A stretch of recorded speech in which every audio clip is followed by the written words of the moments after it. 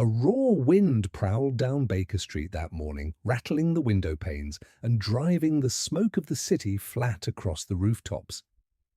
Holmes had contrived to sleep no more than 2 hours, having spent the night in an experiment with a solution of iron salts whose odour still clung stubbornly to the sitting-room curtains. I had just placed the spirit kettle upon the hob when there came such a violent knocking below that Mrs. Hudson's exclamation reached us even through the floorboards. "Urgent!"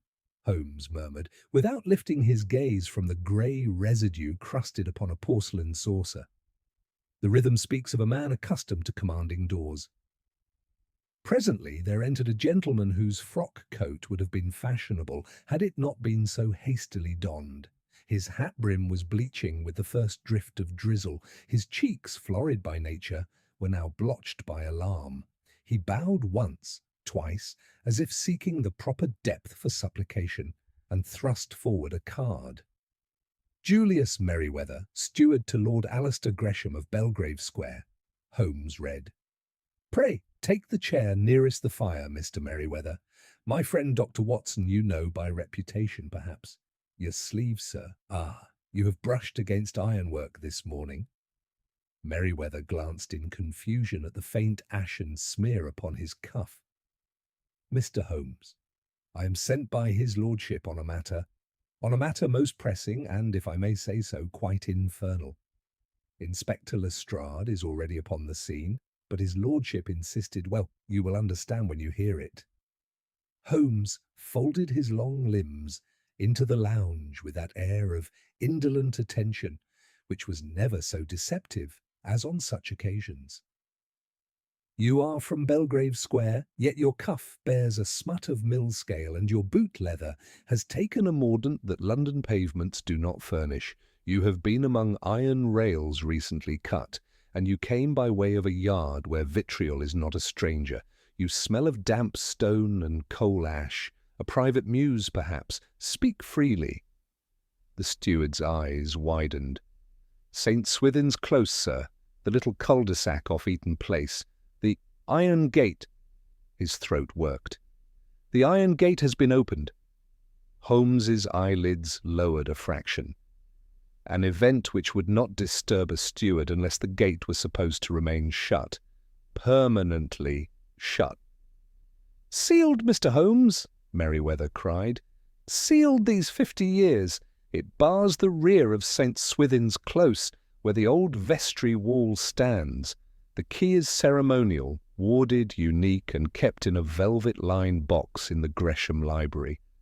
There are but 3 such boxes in London, for there are 3 such gates, relics of the old parish boundaries.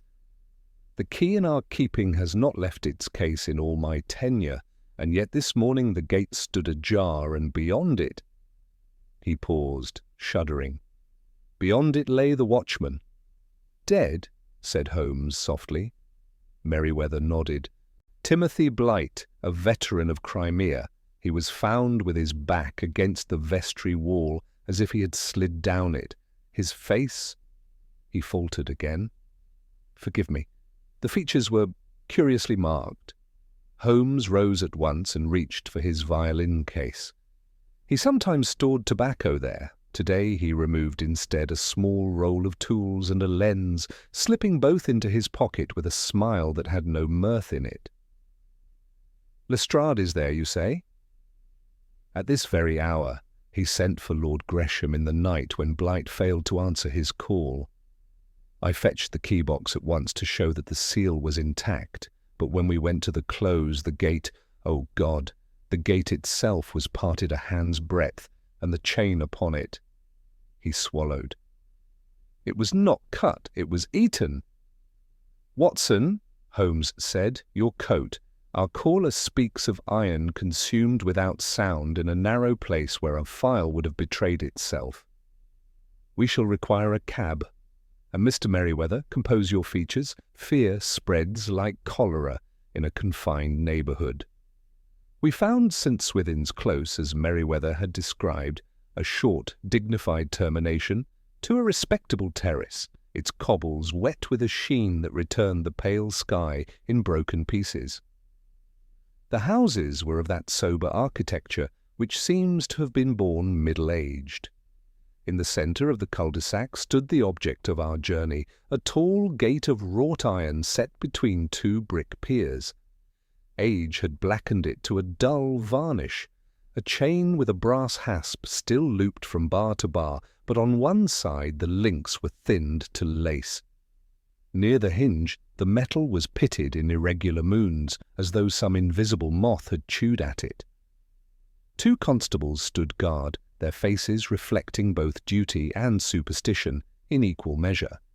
Lestrade, sharp as a pin and twice as prickly, advanced to meet us. "Holmes, Doctor, you've chosen a fine morning to step into parish business. This is a nasty little business, but straightforward enough." Someone wanted passage through an old fool's gate.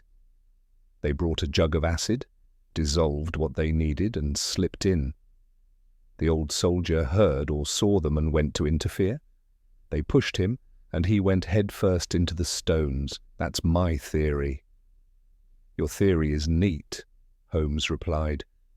"And yet nature abhors neatness where men are concerned. Show me the body." They had carried poor Blight into a nearby coach-house. He lay upon a canvas, his hands curled in upon themselves, in that singular spasm which has more eloquence than any witness. His grey moustache was clotted with something whitish at the tips, and round the mouth and nostrils there was an erythema, the kind of reddening I had seen in hospital wards when patients had inhaled corrosive fumes. "Not a blow, then," I murmured, lifting the head gently and feeling for the telltale depression. There was none. The pupils are constricted. The epiglottis shows a burn. He could not breathe. "Exactly," said Holmes, his lens already at work along the dead man's sleeve. "Note, Watson, the peculiar scoring upon the wool. Not a splash, but a feathering. Vapour condensed and ran, and here," he pointed to the sole of Blight's boot, "is smeared duller than the rest. What say you to that?" I touched it, then recoiled. Even now a faint, acrid sting rose to my eyes. "Oil of vitriol," I said. "Sulphuric acid." "Not of the ordinary tradesman's grade," Holmes observed. "There is a smell underneath, something sweet, like almonds mingled with copper. Whoever wrought upon the chain knew his way about a bench and retort." He glanced at Lestrade. "You will have sent for the parish clerk." "He's here," Lestrade snapped. "Old Mr. Pell. He keeps the vestry accounts, and he swears nobody has any business beyond that wall. It's nothing but the old burial ground and a strip of waste behind the vicarage garden. There's no reason to go in at all." "On the contrary," Holmes murmured, "there is now every reason." We returned to the gate. Holmes crouched, his finger tracing in the sheen upon the cobbles. "A print, Lestrade. Two, in fact. Here is a heavier man, heel-worn, right foot turning slightly out." He approached from the close, and here, lighter, narrower, with a sharper instep, came to the gate from the other side. Notice how the finer print overlaps the course in its retreat. Your intruder did not flee alone. "Impossible," Lestrade said. "There's no other exit beyond the vestry wall, unless you fancy ghosts hopping church stones." Holmes rose and laid his hand upon the iron. "No ghosts, men. Observe the hinge pin here, freshly seated. The top shows recent abrasion, as though drawn and replaced. Someone has taught this old gate a new movement." He pressed, and the entire panel wobbled infinitesimally, not upon its hinge, but upon its meeting with the pier.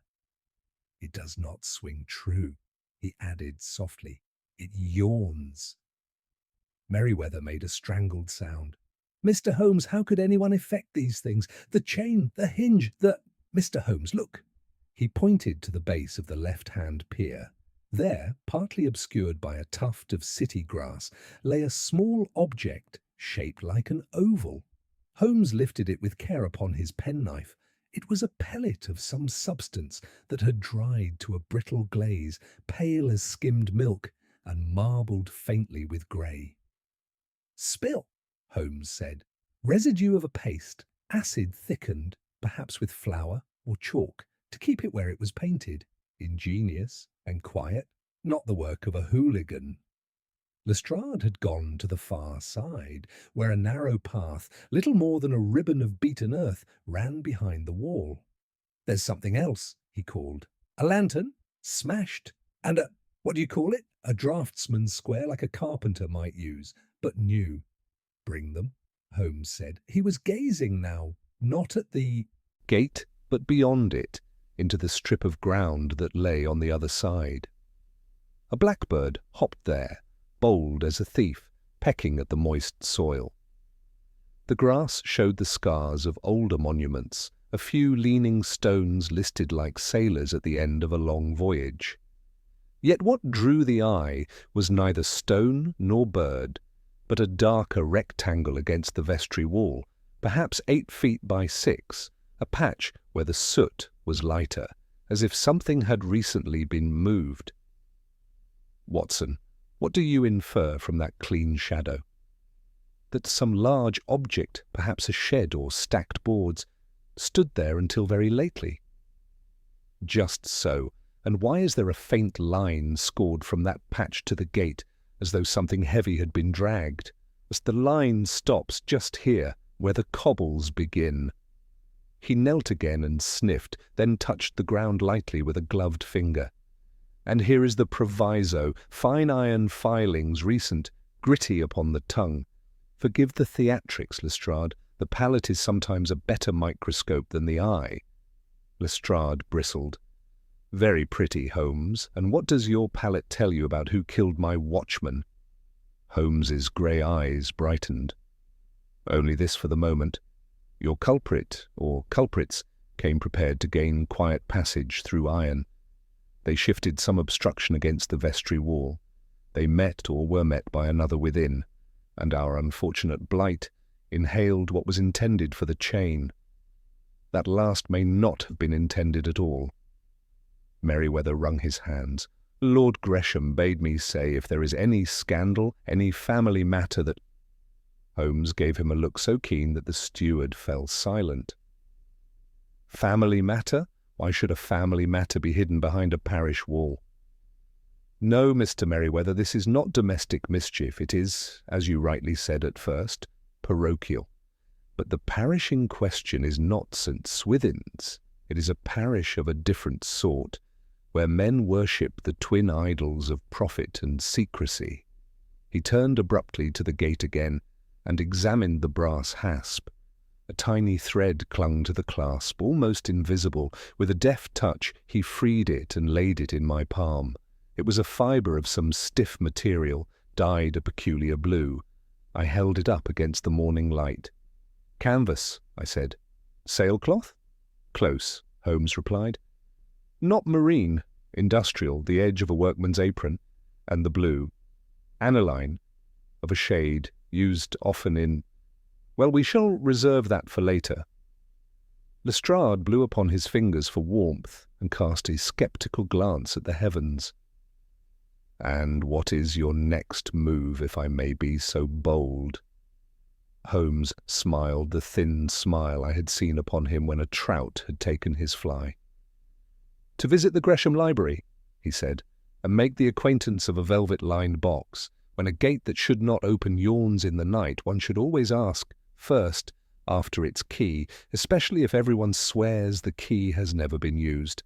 He tipped his head toward the steward. "Mr. Merryweather, prepare your lordship for callers."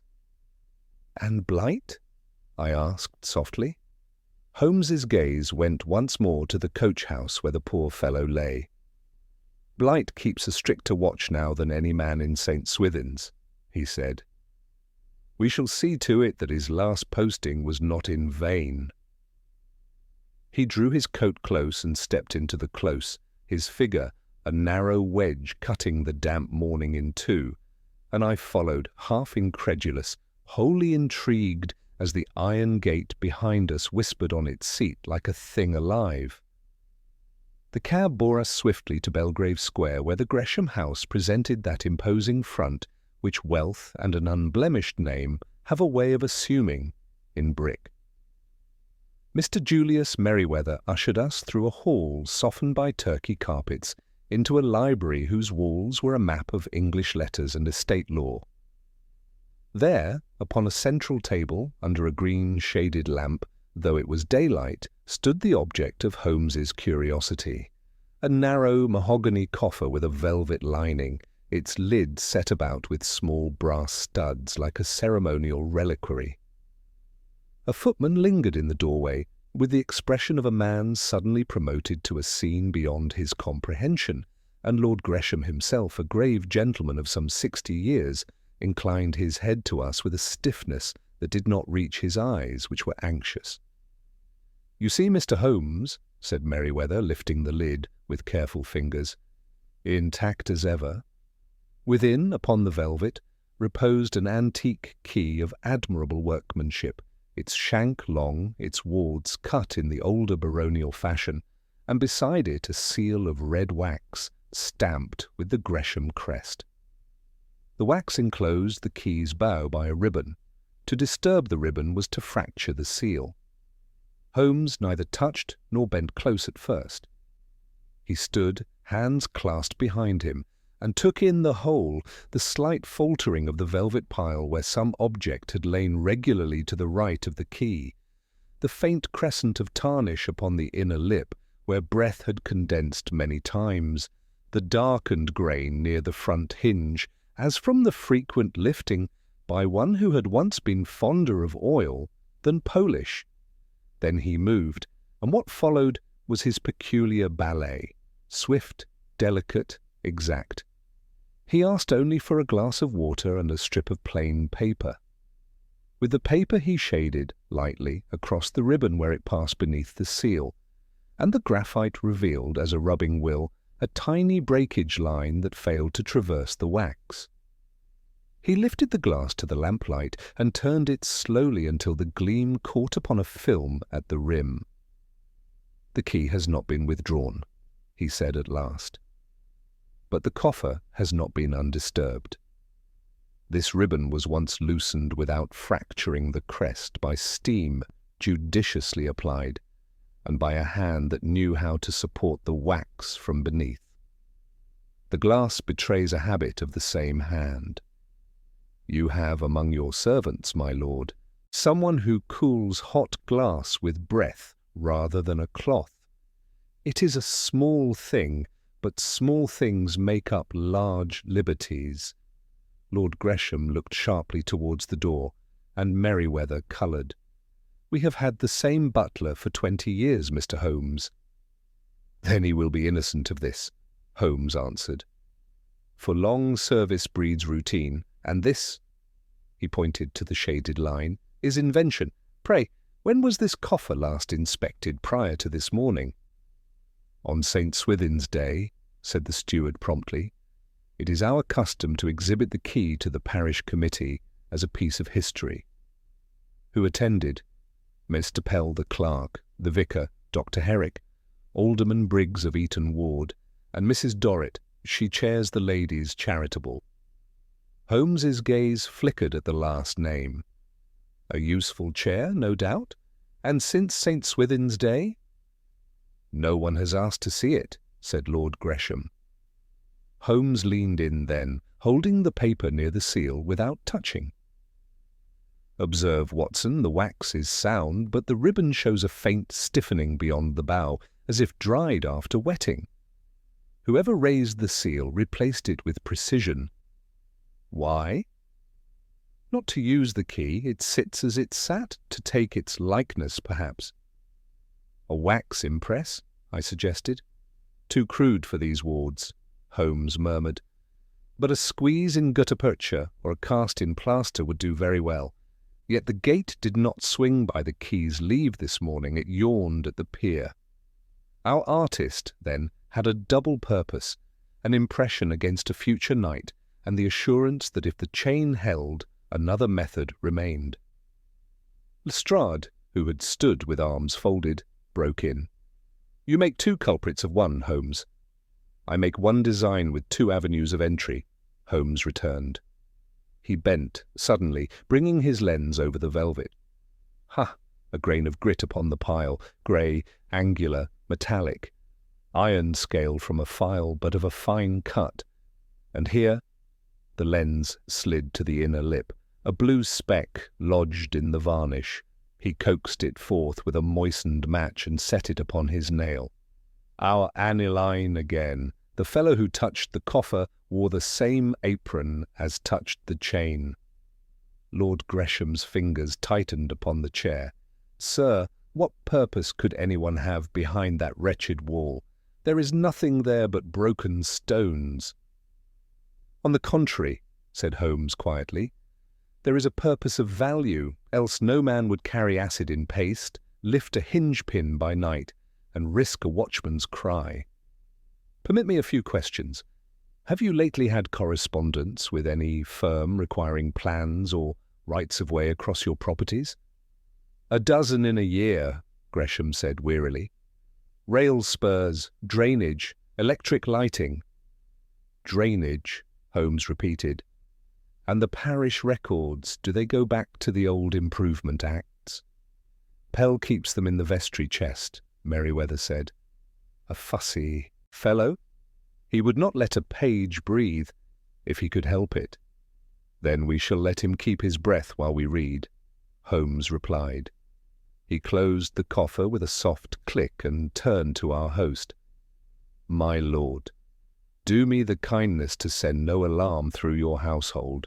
The hand that steamed your ribbon has been upon your property, but not, I think, at your table.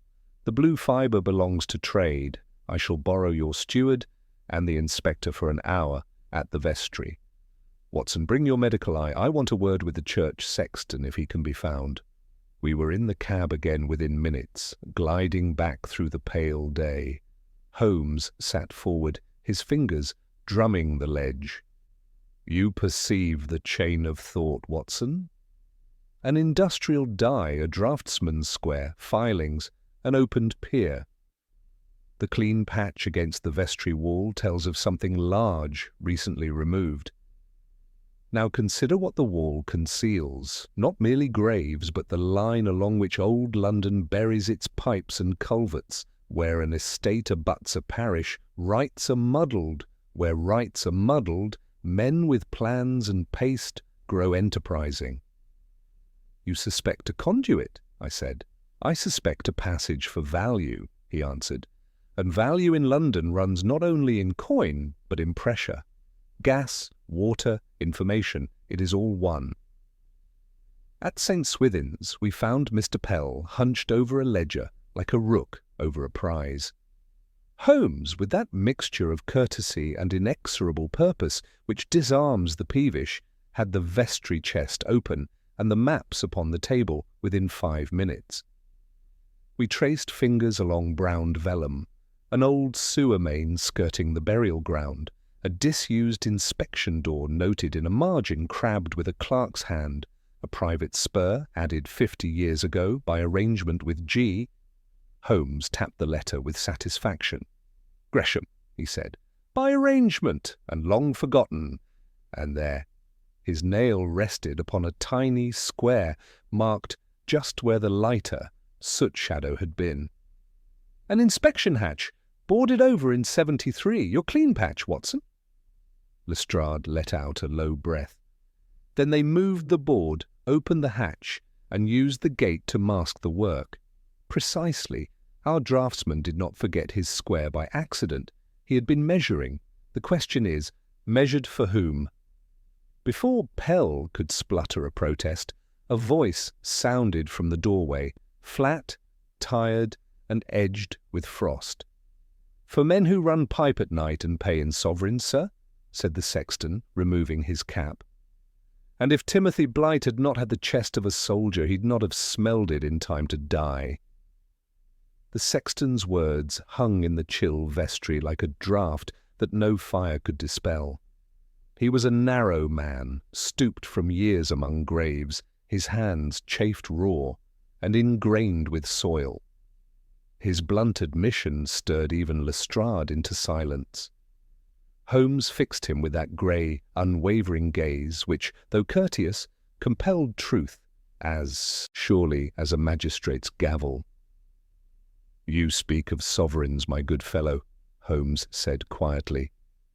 "To whom were they paid?" The sexton shifted his cap from one hand to the other. "Strangers, sir, not parish men. They came after dusk in twos, sometimes three. I never saw their faces clear, for they kept to the wall and wore those workmen's coats that button high. But their speech was educated, if I may say so, gentlemen's words in tradesmen's mouths. They left gold, wrapped in paper, and bade me hold my tongue. I held it until poor Blight was found." "Did they bring equipment?" Holmes pressed. "Always, sir. Cases of iron, rolled charts. Once they brought a lamp so bright it hurt the eyes, not like our parish lanterns. They spoke of measurements, gradients, and flow. I asked once what they were about, and the short one told me it was for the benefit of the city, to bring clean water where there was none." He laughed when he said it, as though it were a jest. Holmes exchanged a glance with me. "And when was their last visit?" 3 nights past. They hauled something out from the hatch you spoke of. Heavy, too, for they groaned at it. It was shaped like a chest, but longer, with handles. They carted it through the gate. Holmes's lips curved in a tight line. "Not into the parish, but out of it, I think." "Yes, sir. They left towards Eaton Place." Lestrade's patience wore thin. "So we have conspirators with acid and carts, bribing sextons and killing watchmen. Very well, Holmes. Who are they, and where are they now?" "Patience, Inspector," Holmes said. "The sexton has given us a time, a manor, and a cargo. That is sufficient to lay our next stone. Mr. Pell, may we examine the parish records concerning that spur of drainage added by arrangement?" The clerk, pale with indignation, fetched the ledger reluctantly.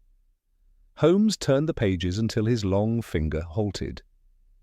"Here, a private drain laid in 1823, noted as passing under the vestry ground. But observe, the entry is amended in another hand, closed 1873. "Closed, perhaps in writing only," Lestrade muttered. "So they've found a forgotten tunnel." "Precisely," Holmes replied. "A tunnel that could lead into half the basements of Belgravia. Imagine, Watson, the uses to which it might be put.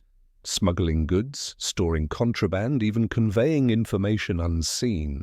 Such things are more perilous than dynamite." He snapped the ledger shut and turned to Merryweather.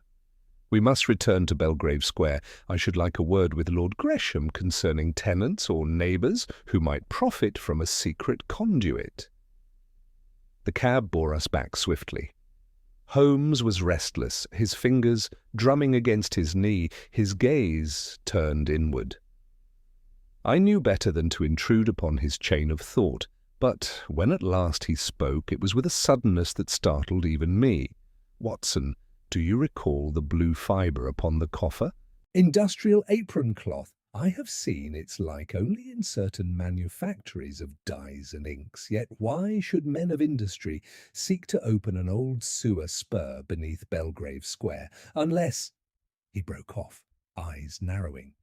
"Unless their aim were not the sewer, but the houses above it." Lord Gresham received us again. His anxiety deepened. "Mr. Holmes," he said, "this affair is beginning to unnerve the neighbourhood. The constables keep back the curious, but rumours are spreading like wildfire." "Let them spread," Holmes returned coolly. "Truth moves swifter. Tell me, my lord, who resides in the house adjoining your vestry wall?" "The Dorrit family, Mr. Holmes, Mr. Septimus Dorrit, a man of commerce, lately enriched by railway contracts. His wife is the same lady who presides over parish charities." Holmes's eyes glinted. "Commerce, contracts, and railways. There we have the scent. Has he lately stored goods of unusual bulk?" Gresham frowned. "I cannot say. His cellar is vast, as most are here, but I have no knowledge of its contents." Then we shall obtain such knowledge, Holmes said firmly. Inspector, you will oblige me by keeping a discreet watch upon the Dorrit house tonight. 2 constables, no more, and quiet ones. Watson and I shall pay a call under another pretext. The plan was set in motion without delay. Evening crept over the city, muffling its clamour. Gas lamps flickered to life, their yellow pools wavering in the mist. Holmes and I, clad as respectable tradesmen bearing a delivery, approached the Dorrit residence. The door was opened by a servant who eyed us warily until Holmes produced a slip of paper and spoke in the broad accent of a supplier. We were admitted to the lower hall, where the air held a faint chemical tang.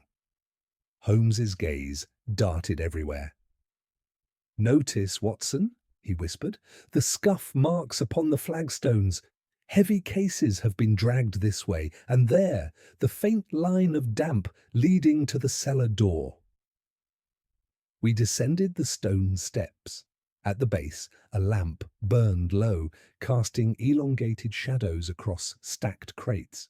The acrid odour grew sharper. Holmes lifted the lid of one crate with his knife.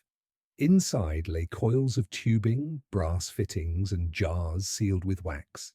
Another held a surveying instrument and papers rolled tight. "Engineering materials," I murmured. "But for what?" Holmes answered softly. "For tunnelling, Watson. To drive a concealed pipe or passage beneath the square, using the forgotten spur as their doorway. These men are not labourers only, they are engineers and men of considerable means. They hide their enterprise here under the mask of a charitable household." He straightened suddenly, every sense alert. From the far end of the cellar came the creak of a hinge and the echo of approaching steps. Shadows shifted. Voices murmured, low, confident, unhurried. Holmes seized my arm and we slipped behind the crates, crouched in darkness as 2 figures entered. One carried a lantern, the other a sheaf of plans. Their coats were buttoned high, their faces indistinct, but the light caught the gleam of a blue-stained apron. Holmes's hand tightened upon my sleeve. His whisper was no more than breath. "The architects of the Iron Gate, Watson, and tonight we shall learn for whom they build." The 2 figures moved deeper into the cellar, their lantern casting a sickly circle that leapt from crate to wall. Holmes and I held our silence in the shadows, the scrape of my own heartbeat loud enough to betray us, or so it seemed. One of the men, taller and broad of shoulder, set the lantern upon a barrel and unrolled his sheaf of plans. The other, slighter and wiry, adjusted the flame and bent close, his voice carrying in tones of practiced authority. "Here, beneath the vestry wall," he said, tapping the parchment. "The line runs straight to Eaton Place. Another 100 feet, and the spur will connect with the main conduit. Once we pass the obstruction, the channel is ours. The company shall have water at pressure, unseen, untaxed." The larger man gave a grunt. "And the watchman?" "A misfortune. He meddled where he ought not. No one will trace it, provided we hasten the work. By tomorrow, this section must be cleared." Holmes's hand closed on my arm, a silent injunction against movement. His eyes glittered in the lantern light, fixed upon the speaker. We could see him now, a narrow face, hair swept back with precision, spectacles glinting as he leaned over the plans. His companion's features remained in shadow, but the breadth of him and the square set of his jaw were unmistakable marks of a man accustomed to command. The slighter figure straightened and folded the plans. "Dorrit trusts us, but he must remain ignorant of the detail. If his wife knew half the truth, she would faint upon the spot. Our business is not for parish ears. Sovereigns will keep the sexton quiet, and as for Gresham, his seal is already compromised. When the time comes, the key will serve as a formality." At that, Holmes's eyes flickered to me, and I understood the danger. The key had not merely been copied, It was intended to sanction the work with apparent legitimacy, a forged authorization hidden beneath the guise of parish approval. The taller man hefted a crate with ease. "Then let us bring these fittings to the hatch. The others wait by the wall." Their steps receded, the lantern's glow dwindling until only a smear of light marked their passage. Holmes exhaled softly, then rose with feline swiftness. He gestured me to follow, and we slipped after them, careful as shadows. The corridor twisted, its damp stones sweating with old moisture, until we reached a door half concealed behind barrels. Through its crack shone the lantern light, and beyond it echoed the muted clank of iron against stone. Holmes pressed his ear to the timber, then drew back, his face composed yet alight with the fervour of pursuit. "They are opening the hatch," he whispered. "We must learn their full intent before striking, but we dare not remain hidden long. Once they carry out their work, we shall be discovered." We listened. The voices multiplied, others had joined them. Orders were given, ropes creaked, and a hollow resonance marked the lifting of heavy stone. Then came a rush of stale air, sharp with the tang of subterranean passage. One of the men laughed, a short, triumphant sound. "There it is, clear as the day it was bricked. London forgets nothing, it only waits." Holmes's eyes narrowed. "Watson, note the precision. These are not rogues, but engineers, men of training. Their object is not theft in the common sense. They are diverting a public resource, water perhaps, or gas, into private control. It is fraud upon a grand scale." Before I could reply, footsteps sounded behind us on the cellar stair. We drew back swiftly into the shadows as another figure descended, a servant bearing a tray with bottles. He passed within feet of us, his face vacant with routine, and vanished through the same door. Moments later, the clink of glass joined the noise beyond. Holmes touched his chin thoughtfully. "Even the household aids them, wittingly or not. This explains the secrecy, the bribery, the death of poor Blight." He stumbled upon a scheme meant to remain forever beneath the ground. A cry arose from beyond the door, sharp, urgent. "Careful! Lower it gently!" Then came the scrape of iron against stone, and a thud as something heavy was set down. Holmes risked a glance through the crack. I followed, and what I saw filled me with awe and dread alike. The men had dragged up a long iron cylinder from the darkness of the hatch, pipes extended from either end, capped and sealed. They rolled it upon trestles, wiped it clean, and began affixing fittings with methodical care. Upon its flank I spied a mark, an emblem I half recognized, the initials of a foreign syndicate. Holmes's breath stirred the dust at my ear. "As I feared, Watson. This is no mere drainage. That cylinder is a reservoir tank, meant to draw or store under pressure. They intend to tap the city's mains, divert it unseen, and sell what belongs to all. A theft of water on a scale to beggar a district." The men bent to their work, oblivious to their unseen audience. Holmes drew back, his expression taut with decision. "We cannot confront them here, unarmed and outnumbered. We must withdraw, inform Lestrade, and return with authority, but to leave without trace." His words ceased as the door creaked. The servant reappeared, his tray empty, his eyes sweeping the cellar. For a moment they passed over us, and I thought we were safe. Then his gaze returned, narrowed, and fixed. His lips parted. In an instant Holmes was upon him, his hand clamped over the fellow's mouth, his other gripping the man's wrist. The tray clattered to the floor, muffled by Holmes's boot. "Quiet!" Holmes hissed, his tone more command than plea. The servant's struggles ceased, fear overtaking him. Holmes leaned close. "You value your position? Then make no sound. Return upstairs and forget what you did not see." The fellow nodded wildly. Holmes released him, and he fled like a rabbit, his footsteps vanishing above. Holmes straightened, his face composed once more. "Our margin narrows, Watson. Come, we shall slip out by the coal chute. The night will cover us." We retraced our steps, emerging into the misted street. The gas lamps glowed faintly, and from the far corner, Lestrade's constables watched, unaware of the peril below. Holmes drew his coat close and addressed me in a voice of grim resolve. "The conspiracy is vast, Watson, and bold beyond measure. We have glimpsed its machinery, but to expose it we must catch its masters with their hands upon the valve. Tonight we have seen the players. Tomorrow we set the trap."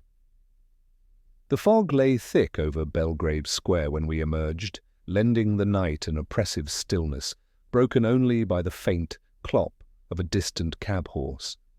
Lestrade, stamping his feet for warmth near the railings, came forward with impatience writ upon his sharp features. "Well, Holmes, have you seen enough skulking in Dorrit's cellar to justify my watch, or must we all freeze to death while you sniff at shadows?" Holmes regarded him with unruffled calm. "You shall have your justification before dawn, Inspector. I have seen their apparatus, their men, and their intent, but the law must catch them not merely in suspicion, but in the very act. Will you oblige me with 2 more men of discretion, and instructions that none move until I give word?" Lestrade muttered, but agreed. Holmes's manner on such occasions tolerated no resistance. As the constables dispersed, Holmes drew me aside, his profile sharp against the swirling lamplight. "Watson, we must prepare for 2 fronts. Tonight we shall observe, but tomorrow we confront. These men are engineers, conspirators of education and means. Their cylinder, their pipes, their survey, this is no midnight fancy. It is a commercial theft designed to divert water or gas upon a scale large enough to finance fortunes. To secure conviction, we must let them reveal their scheme entire." I could not forbear a shudder. "And in the meantime, they continue their work beneath the parish wall." "Precisely," Holmes replied, "which is why we remain. Observe, record, and at the opportune moment, strike." He placed a hand briefly upon my shoulder. "Your revolver is loaded?" "It is," I said, though I had hoped this case would not call for it. He gave a thin smile. "So had I, my dear fellow, yet the death of poor Blight shows us what scruples they possess." We waited through the long hours of night, concealed in the shadowed entry of an unlit house across the square. From time to time, faint figures passed the Dorrit door, workers in pairs bearing crates. The constables followed my instructions to remain hidden, though their silhouettes shifted at intervals in the gloom. Holmes watched every movement with tireless attention, his keen gaze missing nothing. The hours dragged, the fog thickened, and still the furtive labour continued. Near dawn, the traffic ceased. The last of the men entered with their burden, and the door closed. Holmes touched my sleeve. "They will not risk daylight. We may now rest a little, but by noon we must seek another quarter of the puzzle." "What quarter is that?" I asked. "The source of their knowledge," Holmes said. "They knew of the spur, of the hatch, of parish records unseen by most eyes. Pell the clerk would die rather than lend them a page. Therefore another supplied the information. Who among our circle has access to both the parish chest and the means of engineering? I think we must pay another visit to St. Swithin's." By midday we were once more within the vestry. Pell bristled at our intrusion, his long quill scratching furiously, until Holmes laid the parish ledger upon the table. "Mr. Pell," he said softly, "you guard your records with commendable zeal. Yet someone else has profited by them. Who has shared this chest with you in recent months?" The clerk's face lengthened in protest. "No one, sir. No one save the committee members upon St. Swithin's Day." "Ah, yes," Holmes mused. "Lord Gresham, Alderman Briggs, Dr. Herrick the vicar, and Mrs. Dorrit. Of these, which has a hand steady enough to draw accurate plans?"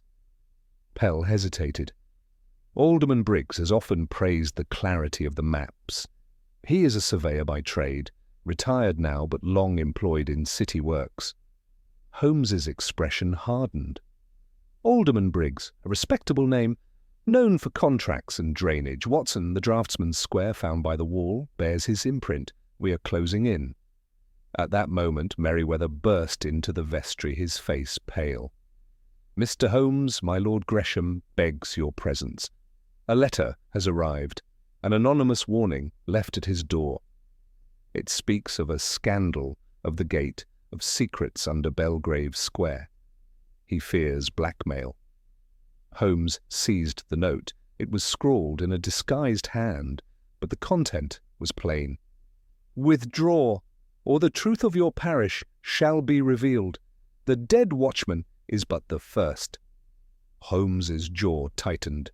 "So they begin to sow fear. They hope to silence by terror, where bribery will not suffice. We must act swiftly."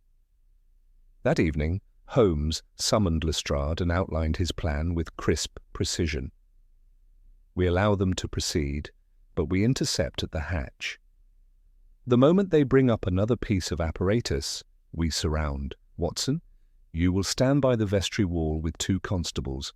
Lestrade, take the gate. I shall enter disguised among the labourers, for only within may we seize the mastermind." Lestrade grumbled, but agreed. "You'll be the death of yourself, Holmes, but if you must, you must." Thus, as night drew on again, the trap was laid. I took my station with the constables by the vestry, the damp seeping into our bones. Presently the door opened, and the shadowed figures returned, lanterns bobbing. Holmes, in rough coat and cap, slipped among them unseen. We watched as they lowered a new cylinder through the hatch. Voices rose in command, measured and sure. One spoke louder than the rest, confident, urbane, unmistakably educated. I strained to hear. "Steady, men, this section completes the run. Once laid, we may open the valve and test the flow." The valve, the flow. My pulse quickened. They meant to divert the mains that very night. Lestrade crouched nearby, his hand ready to signal. Then came Holmes's sharp whistle, a sound like a bird call yet carrying urgency. In an instant we surged forward. Constables poured from shadow, lanterns flared, and the men at the hatch cried out in alarm. Chains clattered, a lantern fell and shattered, plunging half the chamber into darkness. Holmes's voice cut through the tumult. "In the Queen's name, stand fast!" He had seized the leader by the collar, wrenching him back from the hatch. The man struggled, his spectacles flashing in the lamplight, but Holmes held fast. "Watson, Lestrade, here is your engineer." I leapt to his side, revolver drawn, as Lestrade grappled with the broader figure. Blows were exchanged, shouts echoed in the narrow chamber, and still the mist of acid bit the air. At last the constables subdued the men, dragging them into the open. Holmes stood, breathless but triumphant, his captive still in his grasp. "Gentlemen," he said, "allow me to present Alderman Briggs, the architect of our Iron Gate conspiracy."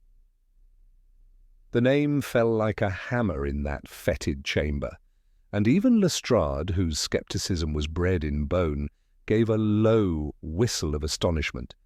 Briggs, the dignified alderman, a man seated on boards and committees whose reputation was one of civic probity, stood struggling in Holmes's grasp like a trapped fox.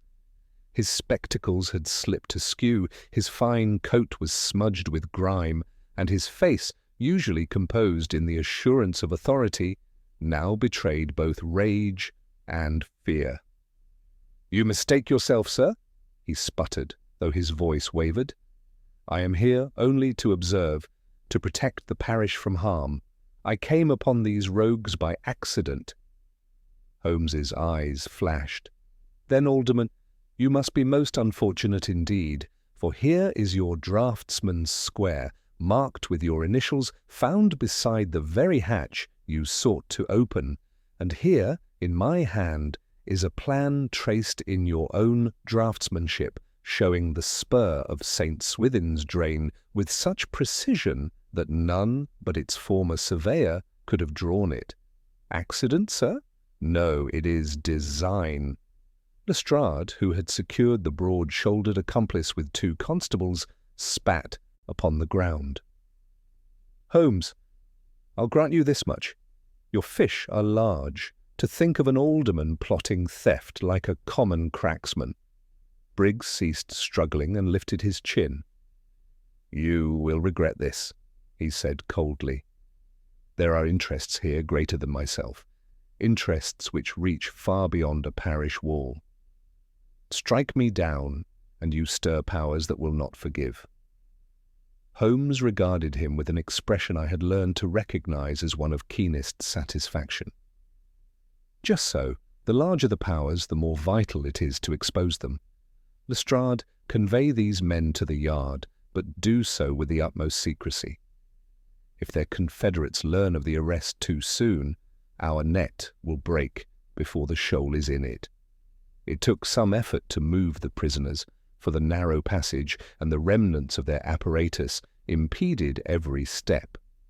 Once clear of the vestry ground, however, Lestrade departed with his captives, leaving Holmes and me alone in the damp fog. The constables dispersed to guard the site, and the mist closed round us like a curtain. Holmes stood still for a long moment, gazing back at the iron gate. "Watson," he murmured, "we have severed but one limb of the hydra. The body yet breathes. Briggs was no mastermind. He is a tool, though a willing one. Did you hear his words? Interests greater than myself. That is the clue. We must follow it to the hand that wields him." I could not restrain my curiosity. "But to what end, Holmes? To steal water is one thing, but why cloak it in secrecy, bribery, and violence? Surely such matters could be pursued openly, through counsel and contract." Holmes turned his gaze upon me, the fog wreathing his features so that they seemed carved in grey stone. "Because, my dear fellow, what is stolen here is not water alone, but power. Control of the mains in this quarter would give leverage over every householder, every business, every contract. Imagine the profit if one syndicate alone could dictate the flow. It is empire, Watson, carved not with bayonets, but with pipes." We returned, at last, to Baker Street, weary and chilled. Holmes refused food, but sat instead with his violin upon his knee, plucking fitful strings while his mind raced ahead of us both. I had learned better than to intrude, and so I wrote my notes of the night's events until the dawn crept grey across the curtains. At length Holmes spoke. "By midday we shall have news from Lestrade. If Briggs is wise, he will speak. If obstinate, he will remain silent. But in either case we must trace the syndicate behind him. I suspect Dorrit's household is deeper in this than appears. The lady cloaks the enterprise with charity, the husband with commerce, but behind them stands another hand, one that sought even to frighten Lord Gresham into silence with anonymous threats. That hand we must grasp." His prediction proved sound. At noon Lestrade arrived, his expression both triumphant and vexed. "We have them locked," he announced. "Briggs rails and denies. The big fellow swears he was hired in ignorance, yet neither will name their paymaster. Still, Holmes, your suspicions were right. We found correspondence in Briggs's pocket, letters from a company with a foreign stamp, offering sums for expedited conduits. No names, of course. A fine tangle, but one you shall unravel better than I." Holmes took the letters, studied them briefly, and nodded. "This handwriting, I know. It is German, the hand of an engineer trained at Leipzig. There is a firm there, Krantz und Söhne, who have sought contracts in London before, and not always by honest means. If they are here again, they would need an English face to front them. Briggs was that face. But who introduced them to Belgrave Square? That is the missing link." He rose suddenly, the light of resolution upon him. "Come, Watson, we return to the Dorrit house. I shall question not the master but the mistress, for charity, when worn as a mask, oft betrays the features it seeks to conceal." That afternoon found us once more in the Dorrit drawing-room, a chamber hung with tasteful prints and perfumed by bowls of flowers. Mrs. Dorrit, a pale woman of delicate frame, received us with nervous courtesy. Her hands trembled as she poured tea, and her eyes darted often to the window, as though fearing some unseen pursuer. Holmes accepted his cup but left it untouched. "Madame," he said gently, "your household has harboured men who work not for charity but for conspiracy. I do not accuse you of knowledge, but I beg you, in the name of justice, to tell me what you do know. Has your husband entertained foreign visitors of late?" The colour drained from her cheeks. She set down her cup with a rattle. "Yes," she whispered. "3 men, strangers. They came by night, always when I was bid retire early. My husband said it was business, contracts for new works, but I overheard words diversion, mains, valve. Once I glimpsed papers upon the table with drawings of pipes. When I questioned him, he bade me keep silence for the good of our fortune and our parish." Holmes inclined his head gravely. "You have aided us more than you know. Rest assured, madam, your part in this is innocent. We shall take care that you suffer no shame from what is to come." As we departed, he whispered to me with quiet satisfaction, "The chain tightens, Watson. Dorrit is the conduit by which Krantz and Söhne have entered London, Briggs the tool, and the gate their passage. But the true design is yet hidden. Tonight we shall draw it into the light, and when we do, the whole syndicate will stand revealed." Holmes's words lingered with me as we rode back through the thickening dusk. The cab jolted along the uneven stones, its lanterns barely piercing the veil of fog that had returned with renewed density, cloaking the square and muffling the sound of wheels.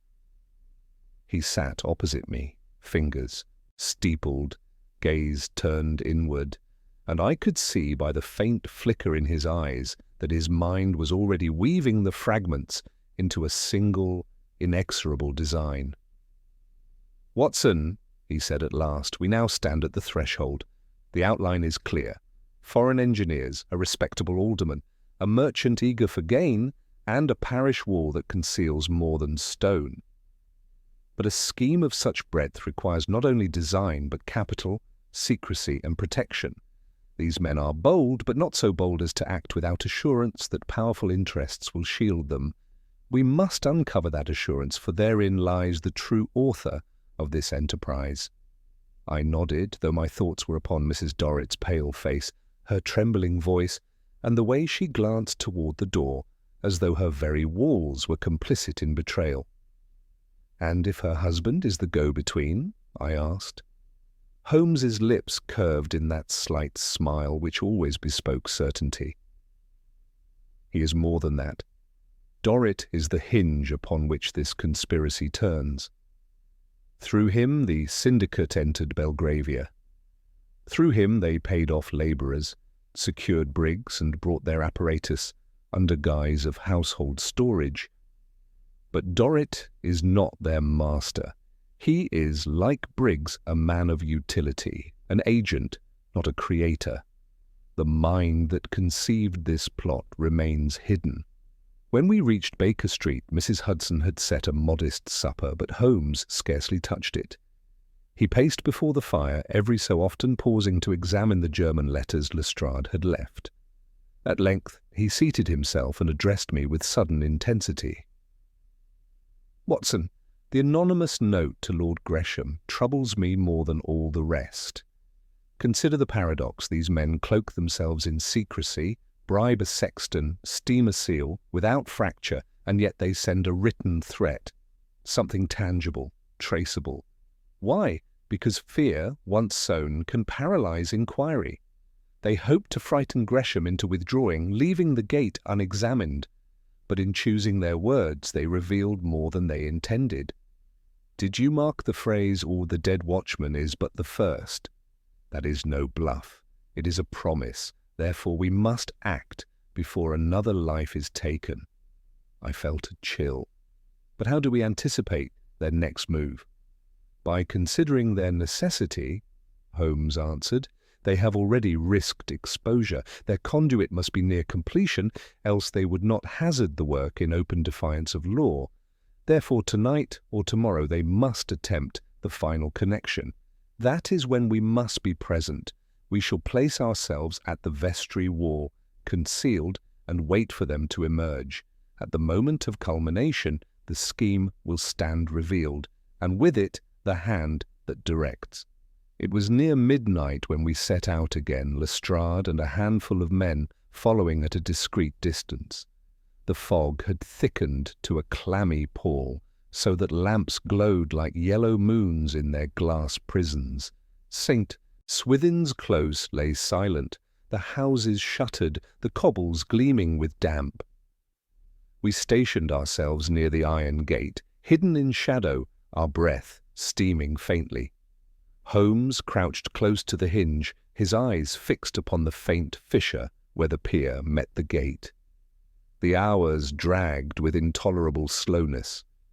Once a cat leapt upon the wall, startling the constables. Again a drunkard reeled past the mouth of the close, muttering to himself before vanishing into the mist. But then at last a sound reached us, the muted scuff of boots upon stone, the careful creak of burdened steps. A faint light wavered on the far side of the gate. Holmes touched my arm, his gesture as taut as a drawn bowstring.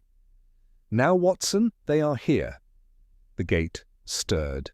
Slowly, almost soundlessly, it opened inward. Through the narrow gap slipped two figures, carrying between them a case of iron, long and narrow, fitted with brass at either end. Behind them followed a third, holding the lantern low. Their faces were muffled, but the purposeful economy of their movements betrayed men trained to labor. They set down the case with care, and the lantern-bearer bent over it, adjusting valves with practiced hand. Holmes leaned close and whispered in my ear. "Observe the emblem, Watson, the same foreign mark upon the cylinder. This is their final piece. They mean to set it here, link it with the spur, and thus command the flow." Lestrade shifted behind us, his impatience nearly breaking our cover. Holmes raised a finger for silence. "Not yet," he murmured. "We must let them show their hand entire." The men worked swiftly. One produced a folded paper, spreading it upon the cobbles, its lines gleaming faintly in the lantern glow. Even from our distance I could see it was a detailed plan of mains and conduits, traced with exactitude. The leader pointed, gestured, and gave orders in low tones. At that moment another figure entered, a man of bearing, his coat finer than the others, his manner more assured. He carried no burden, only a walking stick, tipped with silver. The workers straightened at his approach, their deference unmistakable. Holmes's breath quickened. "There, Watson, the true architect steps forward. Mark him well." The newcomer examined the cylinder, nodded once, then spoke in a voice calm and deliberate. "This night concludes our labour. By dawn the valves shall answer to us, and London will pay what we command. Ensure the seal is fixed. Tomorrow we collect." Holmes's hand closed like a vice upon my wrist. "You hear? The syndicate has revealed itself. That man is no labourer. He is the director, the banker, the one whose protection Briggs boasted of. Once we take him, the conspiracy falls. But, as Holmes whispered, the man turned his head slightly, as though some instinct had warned him. His eyes swept the shadows, keen and searching. For one dreadful moment I feared he had spied us. Holmes held his breath, and the constables froze like statues. Then the man returned to his instructions, and the workers resumed their task. Holmes released my wrist and gave a barely audible command. "Now, Watson, now, Lestrade, strike!" We surged from the shadows, lanterns flaring, voices raised. The men at the cylinder started, one cried out, and the leader spun with astonishing speed, his hand darting to his pocket. I glimpsed the gleam of metal, whether weapon or tool I could not tell, before Holmes sprang forward, seizing his arm. The struggle began in earnest, the workers scattering, the constables in pursuit. The cylinder toppled, clanging upon the stones, and in the tumult the secret of the iron gate was at last brought into the open. The scene dissolved into confusion as our sudden charge threw the conspirators into disarray. One constable grappled with a labourer who tried to bolt through the gate, their boots slipping upon the wet cobbles. Another of the men struck wildly with a spanner, catching Lestrade across the shoulder before being dragged down in a furious struggle. The cylinder rolled onto its side, striking sparks as brass fittings scraped against stone, the lantern light glinting upon its polished curve. Through it all, Holmes clung like iron to the figure with the silver-tipped cane, his lean frame taut with effort as he wrenched the man's hand away from whatever weapon he had sought. "Hold him, Watson!" Holmes cried, his voice sharp above the din. I flung myself forward, seizing the fellow's free arm. He was strong, far stronger than his delicate build suggested, and for a moment I feared he might break loose. But Holmes twisted with sudden precision, sending his opponent staggering. The cane clattered to the ground, and in the light of the shattered lantern I caught sight of his face clearly for the first time. It was no foreigner, no anonymous agent of Leipzig, but a man whose name carried weight in London. "Good God!" I exclaimed. "A Lord Felgrave!" The recognition struck Lestrade as well, for even in the midst of his own scuffle he shouted, "Holmes! If that's who I think it is, we've snared half the council with him!" Felgrave's eyes blazed with fury as the constables closed about him. His cravat was torn, his fine coat streaked with mud, yet still he bore himself with the hauteur of a man accustomed to obedience. "You fools!" he spat. "Do you know what you meddle in? You imagine yourselves serving justice, but you are crippling the very progress of your city. That cylinder you trample, do you know what it represents? A new order where water flows not by accident of parish lines, but by the will of those capable of harnessing it. You destroy efficiency for the sake of petty legality." Holmes, panting from the exertion, straightened and regarded him with cool disdain. "You dress theft in the garb of progress, my lord, but at its heart it remains theft. You would divert a resource belonging to the city into your own coffers, cloaking avarice in the language of reform. A bold scheme, but not bold enough to escape detection." Felgrave's lips curled. "Detection is meaningless. Do you suppose the Yard dares parade my name in court? My influence extends further than you imagine, Holmes. Arrest me if you like. Others will ensure I walk free before the week is out." For a moment, silence fell, broken only by the groans of subdued labourers and the hiss of fog against lantern glass. Lestrade wiped blood from his brow and barked an order to his men. "Bind them all, and if this one thinks his title will keep him, he may argue it before the magistrate." Holmes bent to examine the cylinder, which had split a fitting in the fall. He touched the rim delicately with his fingers, then sniffed. As I suspected, lined with enamel capable of holding pressurized water without corrosion. Ingenious design, but used for nefarious ends.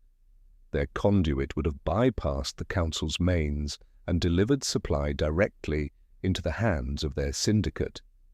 Imagine the leverage, whole districts at their mercy. He rose, eyes glinting.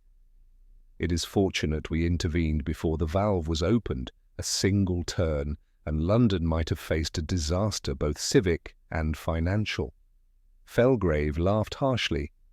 Disaster? No, prosperity. You cling to your old methods, blind to innovation. Men like me lead, while men like you cling to law books. Holmes's reply was curt. And men like you, my lord, fall when law books close upon them. The constables dragged the prisoners away, the clank of their chains muffled by the fog. Felgrave went with head held high, but I could not miss the pallor of his cheeks or the tremor at the corners of his mouth.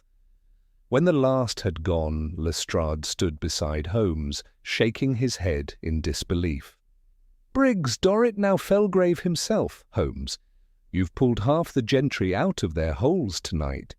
Do you know what storm this will bring down upon the yard?"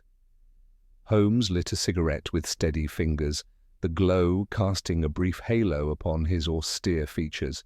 "A storm, yes, but also a cleansing rain. Corruption thrives in shadow, Lestrade. Tonight we have torn down the curtain. The rest is your task, to hold them to account despite their influence.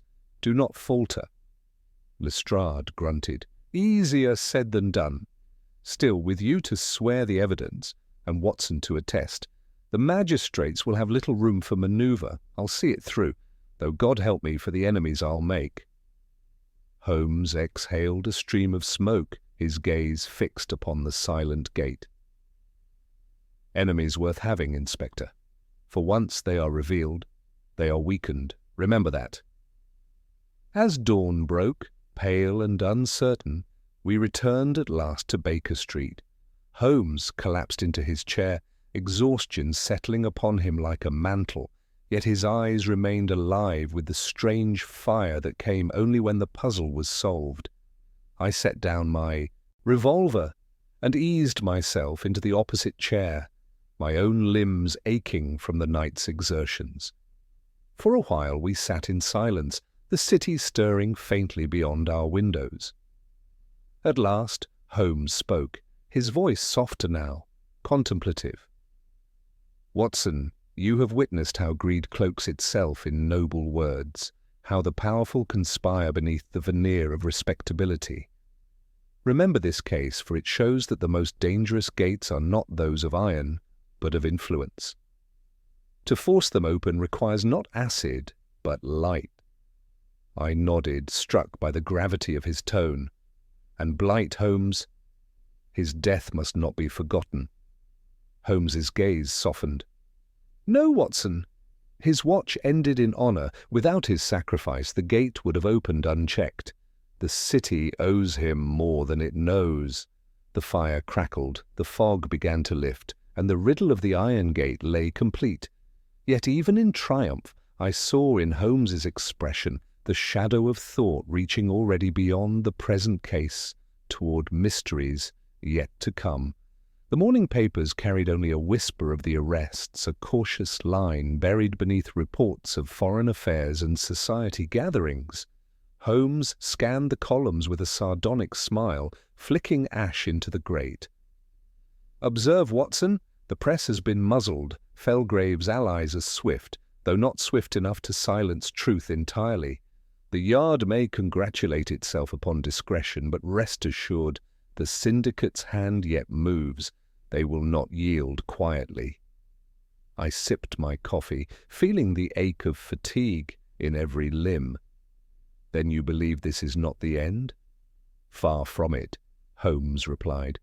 "Briggs and Dorrit are pawns, Felgrave is the knight, but the king remains unseen. Consider letters from Leipzig, apparatus too costly for a mere alderman's purse, threats delivered with brazen confidence. These are not the strokes of men who act alone. Somewhere behind them stands a financier, a patron with both wealth and influence enough to imagine London's water as his private fountain. Even as he spoke, there came a knock, and Mrs. Hudson ushered in Julius Merryweather. His florid face was drawn with strain, and he wrung his hands in agitation. "Mr. Holmes, Doctor, my lord bids me beg your presence. Lord Gresham is beside himself. Since the arrests, he has received 2 more notes, each more dire than the last. He fears exposure, ruin, even violence." Holmes sprang up, his languor vanishing as swiftly as a curtain raised. "Show me the notes." Merryweather produced them from an inner pocket. Holmes spread them upon the table, his eyes narrowing. The first repeated the earlier threat, but in harsher terms. "The gate cannot be sealed. Silence it, or London shall hear of the family's hidden shame." The second bore only a single line. "The blood of the watchman is not the last." Holmes tapped the paper thoughtfully. "You perceive, Watson, the writer's attempt to bind the Gresham name with scandal. Yet what shame could attach to a gate sealed before Lord Gresham's birth? Unless there lies beneath the ground some legacy unknown to him, but known to his enemies. Merryweather, did his lordship's father or grandfather ever involve themselves with foreign contractors?" The steward looked bewildered. "I cannot say, sir. My lord believes his family blameless in this." "Belief is not knowledge," Holmes returned crisply. "We must confirm it. Watson, we shall examine the Gresham archives. If there be any record of dealings with foreign firms, we must uncover it at once. Otherwise, these threats are but empty air, and if they are not, they conceal the true motive of our conspirators." Within the hour we were at Belgrave Square once more, ushered into a chamber heavy with ledgers, boxes, and correspondence spanning generations. Holmes plunged into the dust with his usual disregard for discomfort, leafing swiftly through parchment and ink, his fingers blackened, his eyes alight. I assisted as best I could, though the script of a century past taxed both patience and eyesight. At last Holmes gave a soft exclamation. "Here, Watson, observe." He laid before me a brittle contract dated 1823, the very year the spur was laid. It bore the signature of Gresham's grandfather, and beside it the scrawl of a German engineer, Krantz. The terms granted a private firm the right to lay a drainage channel in exchange for a loan, advanced discreetly to the estate. "And here," Holmes continued, "is the clause, to remain sealed after 50 years, save upon mutual agreement. Do you not see?" Felgrave's syndicate believed they had inherited a dormant right and sought to revive it for profit. To threaten scandal was to suggest that Gresham's family had colluded in secret profiteering. In truth, it was no more than a loan concealed to preserve appearances. Lord Gresham, summoned to the chamber, turned pale as he read, "Holmes, if this becomes public, my family's honour will be tarnished. They will say we trafficked with foreigners, sold parish rights for private gain." Holmes placed a hand upon the table. "Courage, my lord. The honour lies not in the concealment, but in the truth. Better to confess an old debt honestly contracted than to permit villains to blackmail you with it. Felgrave counted upon your fear of exposure. Defy him, and his power dissolves." Merryweather wrung his hands anew, but Gresham straightened with new resolve. "You are right, Mr. Holmes. Let the truth come forth if it must. I will not be the tool of extortioners." Holmes inclined his head gravely. "Spoken as I hoped. Now, Watson, we turn from defence to pursuit. If Felgrave and his confederates are but knights, who is their king? These papers point us once more to Leipzig. Krantz and Söhne sent their hand across the channel, but who here in London opened the door? Felgrave was bold, Briggs complicit, Dorrit useful, but above them all is a figure who calculated every step. As if to answer his words, a messenger arrived bearing a summons from Lestrade. We followed at once to the yard, where we found the inspector in his office, his coat cast aside, his face flushed with both excitement and unease. "Holmes, you'll be interested in this. Felgrave remains obstinate, but Briggs... Briggs is made of weaker stuff.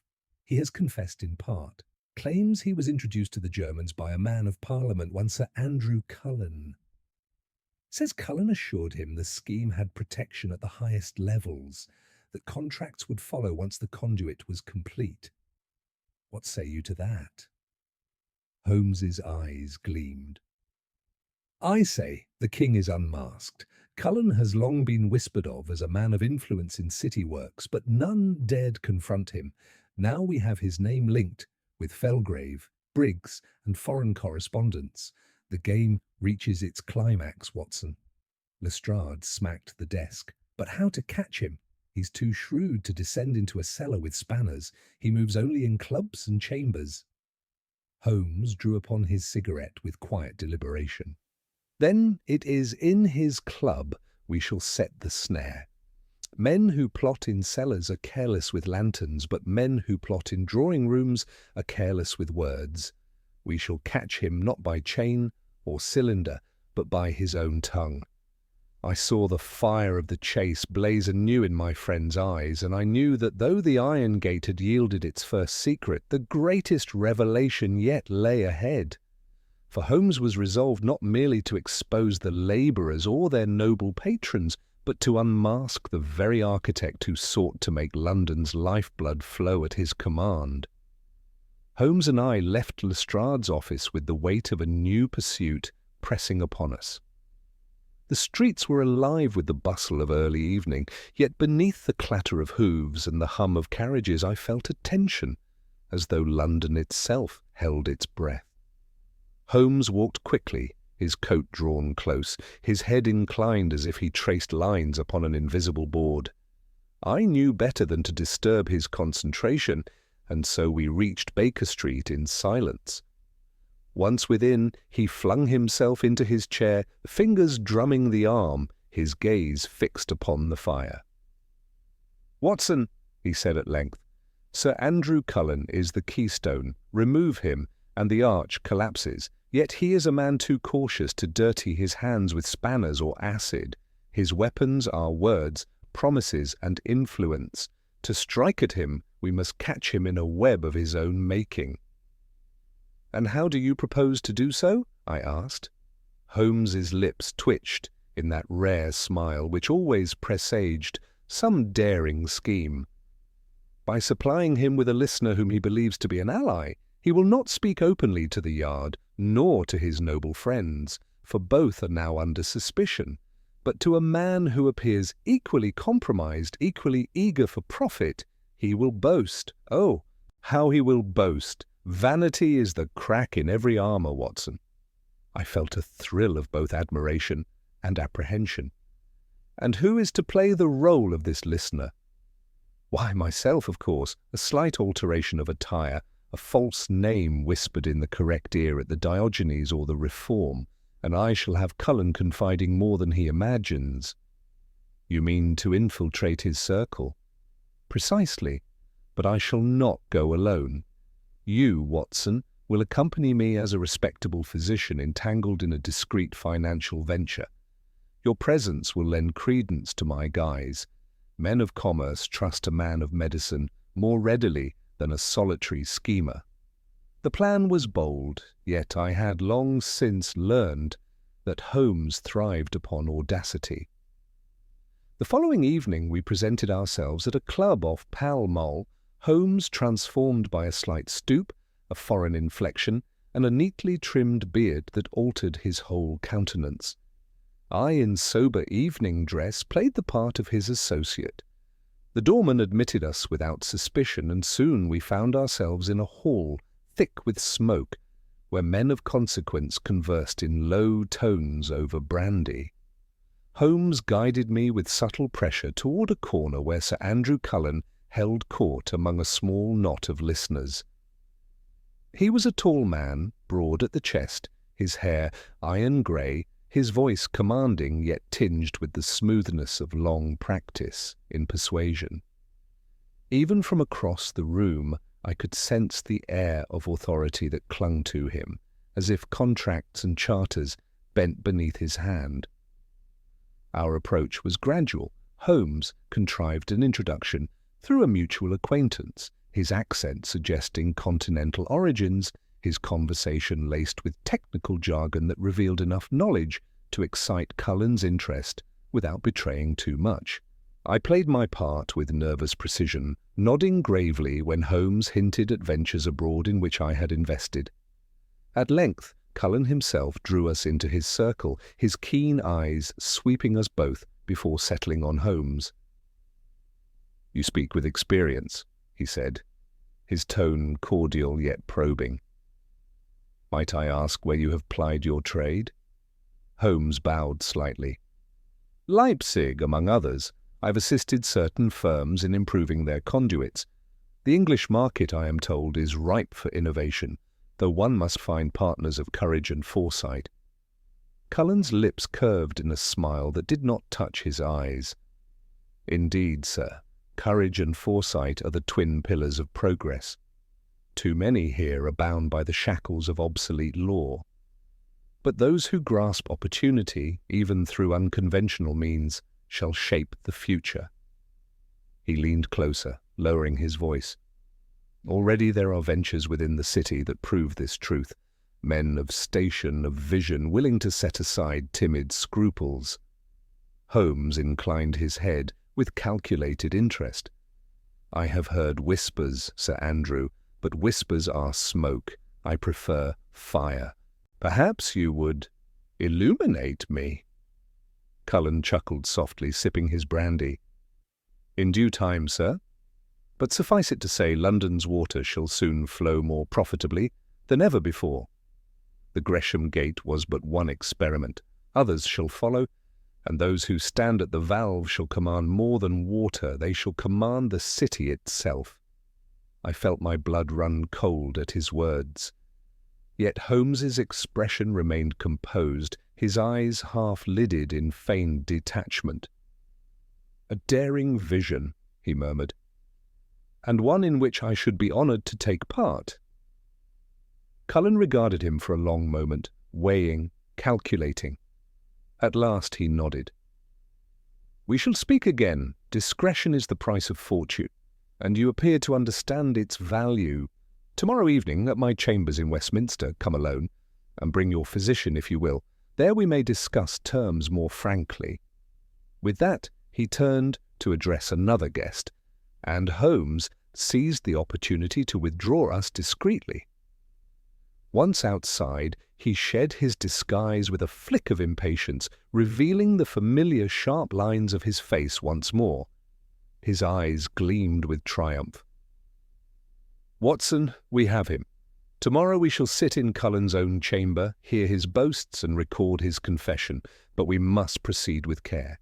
He is cunning, and suspicion once roused will silence him. We shall require Lestrade hidden nearby, ready to act at a signal. The net will close, and this time the king himself will be caught." The fog curled about us as we made our way back to Baker Street, the gas lamps shimmering dimly in its folds. I could not shake the sense of peril that clung to the venture. Yet in Holmes's bearing there was such certainty, such unyielding resolve, that my doubts fell silent. The case of the Iron Gate was nearing its end, and tomorrow promised the moment when the architect of the conspiracy would be forced into the light. The following evening unfolded with a tension that pressed upon every breath. Holmes and I approached Cullen's Westminster chambers at the appointed hour, our steps muffled by the thick carpeting of the grand hall. Two discreet constables lingered nearby, stationed by Lestrade at Holmes's direction, ready to move at the faintest signal.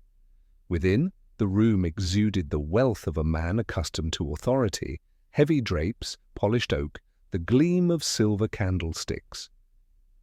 Cullen received us with the geniality of a host certain of his superiority. "My friends," he said smoothly, "welcome. Tonight you shall hear the future." He poured brandy, motioning us to sit. Holmes, adopting his assumed foreign guise, allowed Cullen to speak, only interjecting with murmured prompts that urged him on. The man's vanity, sharpened by triumph, proved irresistible. He outlined the scheme with the precision of one who delighted in his own cleverness. The iron gate, the secret spur, the cylinders, each was but a step in a larger design.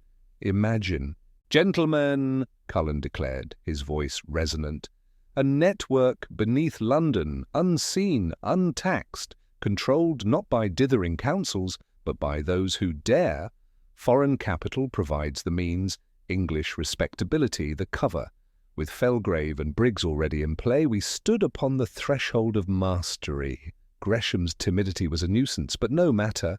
Fear can be bent as easily as law, and now—" He raised his glass with a smile of pure arrogance. "Now nothing can prevent the flow from running through our hands." Holmes's eyes flickered toward me, the subtlest of cues. I shifted, my fingers brushing the small signal device Lestrade had pressed upon me. At the press of a button, the constables burst through the door. Cullen started, his glass shattering upon the hearth, but Holmes was already upon him, his hand firm upon the statesman's arm. "On the contrary, Sir Andrew," Holmes said in his true voice, every word crisp and cutting, "everything has prevented it. Your gate stands closed, your apparatus lies broken, your allies are in chains, and your words, just spoken before witness, shall be the key that seals your own fate." Cullen's composure wavered for the first time. His eyes darted from Holmes to the constables, then to me, as if seeking some escape. But there was none. Lestrade stepped forward, his tone brusque. "Sir Andrew Cullen, you are under arrest for conspiracy, fraud, and the unlawful diversion of public works. You'll find the law less pliable than your contracts." For a moment Cullen seemed about to protest, to summon the authority of his office, but Holmes leaned in close and spoke with quiet precision. "Spare yourself the indignity, sir. Your handwriting lies upon letters from Leipzig, your presence was witnessed at clandestine meetings, and your own tongue has just betrayed you. The edifice of secrecy is gone. The iron gate has closed upon you." With that, the fight left him. Shoulders sagging, he allowed the constables to lead him away. Holmes stood silent for a moment, then turned to me with a faint smile that carried both triumph and weariness. "The king has fallen, Watson. The board is clear." The trial that followed was a matter of weeks, though the intrigue it stirred lasted far longer. Felgrave, Briggs and Dorrit all faced justice, their titles and fortunes offering scant protection against the weight of evidence. Cullen himself, once so untouchable, was disgraced utterly, his name struck from every club and chamber, his schemes denounced as a betrayal of trust. London breathed easier, though few understood how near it had come to servitude beneath invisible pipes. One evening, weeks later, I found Holmes by the fire, his violin resting silent beside him. He gazed into the flames, his features softened by reflection. "It is curious, Watson," he said, "how men cloak avarice in the language of progress. They spoke of efficiency, of innovation, yet their aim was nothing but mastery over others. Poor Blight lost his life because he saw too much of their truth. Yet his sacrifice ensured that the city remains free of their grasp." I nodded. "And once again you have lifted the veil, Holmes, and shown London the danger hidden in its own shadow." He gave a slight shrug, his smile faint but genuine. Perhaps. Yet the city breeds mysteries as fog breeds along the river. For every gate we close, another waits to be opened. Come, Watson. The night grows late, and I hear a new case may arrive with the dawn. And so, with the iron gates sealed at last, we turned once more toward the endless stream of enigmas, guided by the keen eye of my friend, and the certainty that where deception thrived, Sherlock Holmes would follow.